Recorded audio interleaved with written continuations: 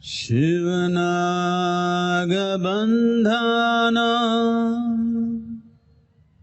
Yogeshwara. Isn't it? So now that you mention it, let me ask you another question, because I travel a lot in the West and I have no answer, and I find it a silly question, so I'm going to ask you a silly question. What happens to that energy once the body is gone? Is there individuality after the end of the body? Do I exist as I? Do I have a soul? Is there reincarnation? Or is it just my ego that is saying, actually, even when I let my body go, there is an I that still exists? But if that I then forms part of the larger universe, then it has no identity. It's a question, and I can't answer it to people, so would you answer it for me so I can tell people that I'm quite wise now? I know what you'll do with this.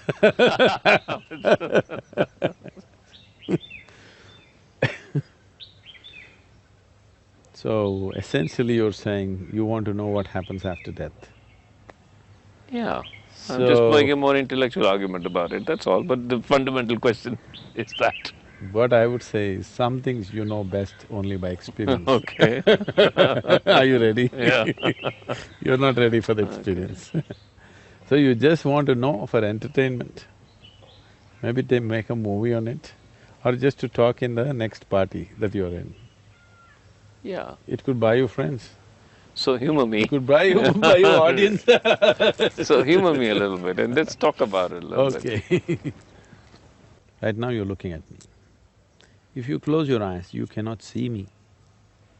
But you are still there, isn't it? So right now, is it you who is looking at me? Or is it your eyes which are looking at me? So it's you who is looking at me. Yeah. Through the window of your eyes, you're Yes. looking at me. Yes. If you close the window, Yeah. do you still exist? I still exist. So, you are clearly saying you are much more than the body, isn't it? Right. But maybe that's my memory of you, of what I saw. No, not what you… whether you see my image or not, that's not the point. Hmm. But you are there, isn't it? I'm there, yes. So you are clearly saying, I am much more than the body. Yes. And you also know very clearly that this body you slowly accumulated. Yes. Or in other words, what you call as my body is just a bit of loan that you have taken from Mother Earth, just a piece of the planet. She's pretty generous. No, it's very generous. Yeah. She's pretty generous with the loan.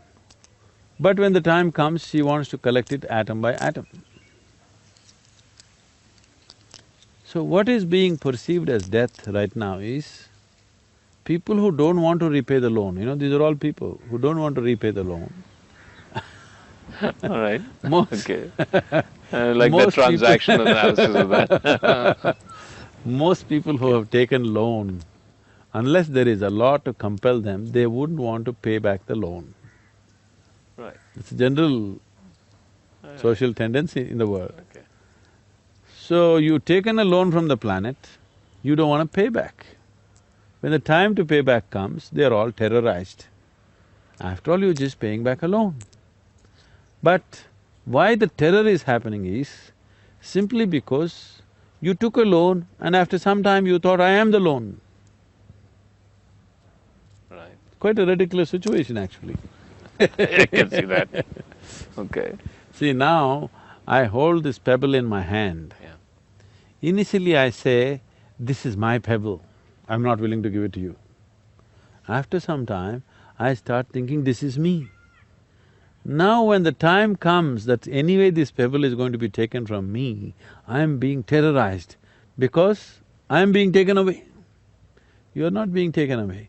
Only the food that you gathered, the piece of planet that you gathered in the form of this body, the planet is asking it back. If only you are aware this is only something I've accumulated, not intellectually. Every moment if you are constantly aware that I am not this body, this is just mine, all right. This is just a gathering. I've accumulated this, I'll use it, and when it's necessary, I'll drop it. If this awareness was there all the time in your life, death would be just change of clothes, isn't it? Yeah. It's actually more simple than that. So what happens after? Okay, I paid back the loan. The question is only willingly or unwillingly, but whichever way, the loan gets taken. So when the body is confiscated, if you're a yogi, you will pay it back gracefully. Yeah. If you are an ignorant person, they'll confiscate your properties because you're illegally holding it beyond a certain time, they'll confiscate. So what happens after? Your body, as you know it, physical body has to go to the earth because it belongs to the earth. But there is a subtler body which is like a scaffolding. Only because the subtle body is there as a scaffolding, you can build this gross body. You eat a banana, it becomes body, you eat a piece of bread, it becomes body, you eat a brinjal, it becomes body, because there is a subtler scaffolding. This body that you see, the physical body, is only gathering around the subtler body. So when this body falls, the subtle body, which is generally referred to as etheric body or whatever else, is still on.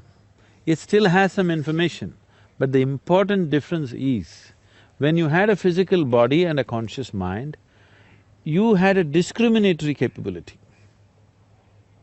So once the body falls down along with your thinking mind, logical mind, and a discriminatory aspect of the mind is fallen, there is no more discrimination.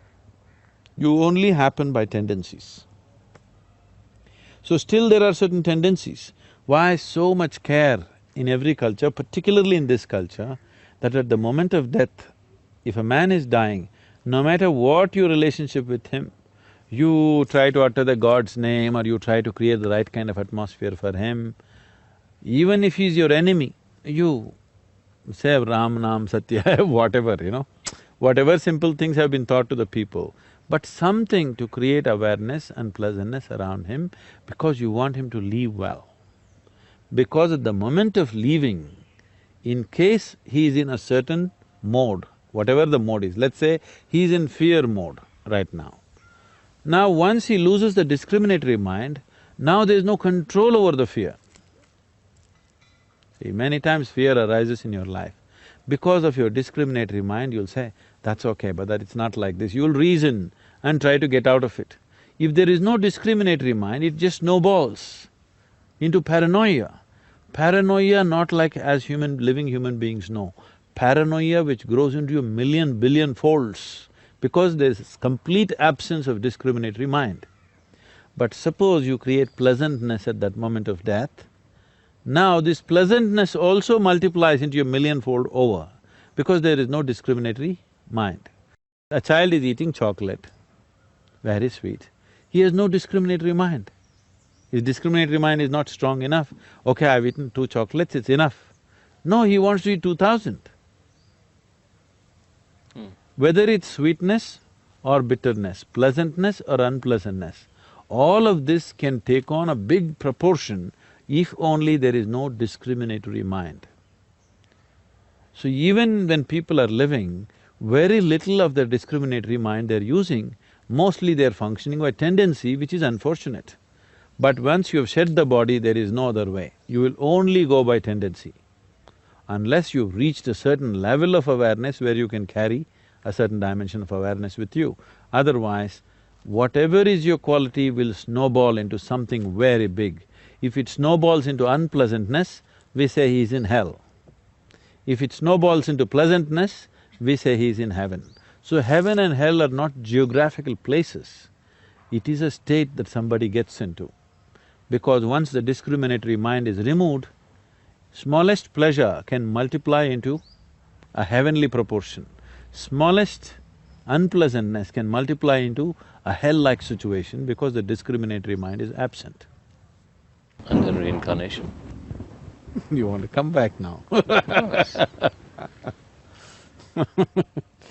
So if there is substantial amount of information still stored, which is the karma, the karmic substance is still strong, then once, suppose you left out of feebleness of energy, that is you became old, energies became feeble and it rested for some time. So this kind of life energy just rests for some time without too much activity. But suppose the energies did not become feeble, but you broke the body by accident or suicide, or somebody shot you in the head, or somebody broke your heart, whichever way you broke the body and you left, energies were still intense. Now, this will take a long time for it to become feeble without the body and the mind. If you had a regular body and a discriminatory mind, let us say you would have worked out your karma in the next 10 years and made the energies feeble. But now that you don't have a body, these 10 years may telescope into 1,000 years.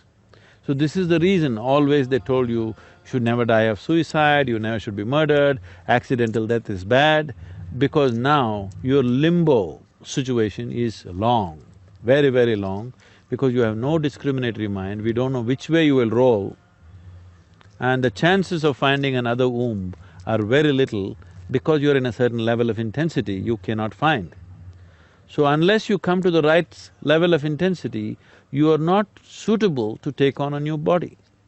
So if you died of old age, energies became feeble, everything is fine with your body, you went to bed and you never woke up. Such a person may get back into another womb within 48 hours. But a person who died by breaking his body, either by accident or otherwise, this person may take we don't know how long, depending upon what level of intensity and how much of the information is still there, unworked out. We are going into areas which needs much more elaboration if it needs to be properly understood.